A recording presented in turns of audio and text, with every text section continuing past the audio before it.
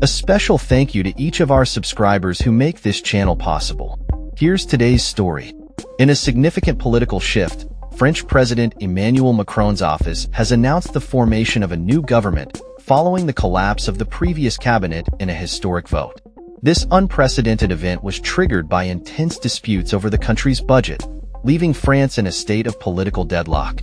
Newly appointed Prime Minister François Bayrou has taken the reins, assembling a cabinet that blends members from the former conservative-dominated team with fresh faces from centrist and left-leaning backgrounds. The immediate priority for this new government is to devise a budget for 2025, a task that comes amidst mounting pressure from financial markets to address France's substantial national debt. The backdrop to this political upheaval is Macron's commitment to remain in office until his term concludes in 2027.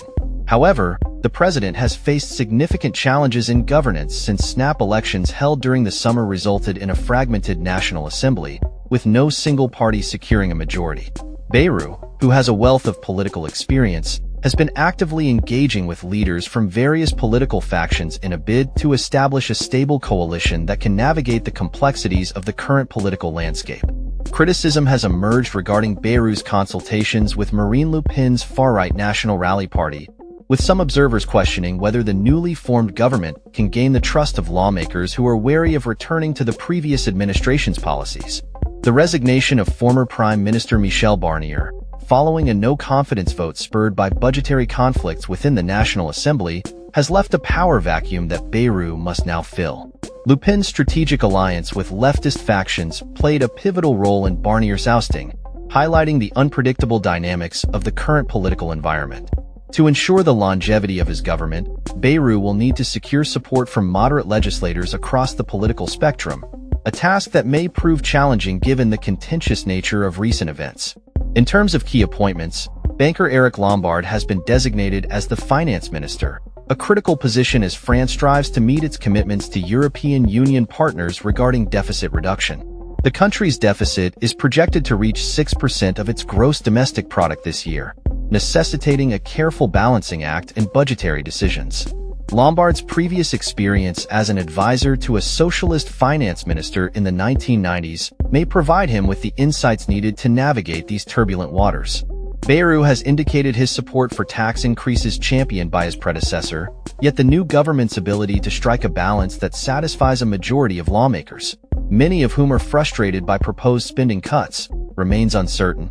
Meanwhile, hard-right Bruno Retailleau continues in his role as Interior Minister, overseeing France's security and migration policies, while Sébastien Lecornu retains his position as Defense Minister, having been instrumental in France's military support for Ukraine. Foreign Minister Jean-Noël Barrot also remains in his post, having recently engaged in diplomatic efforts in the Middle East. Among the notable new appointments are two former prime ministers, Manuel Valls, who will now serve as the Minister for Overseas Affairs, and Elisabeth Borne, who takes charge of the Education Ministry.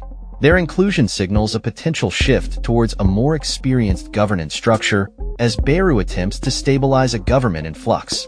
As France navigates this new political landscape, the focus will undoubtedly be on the government's ability to effectively manage its budgetary challenges while fostering cooperation among diverse political factions.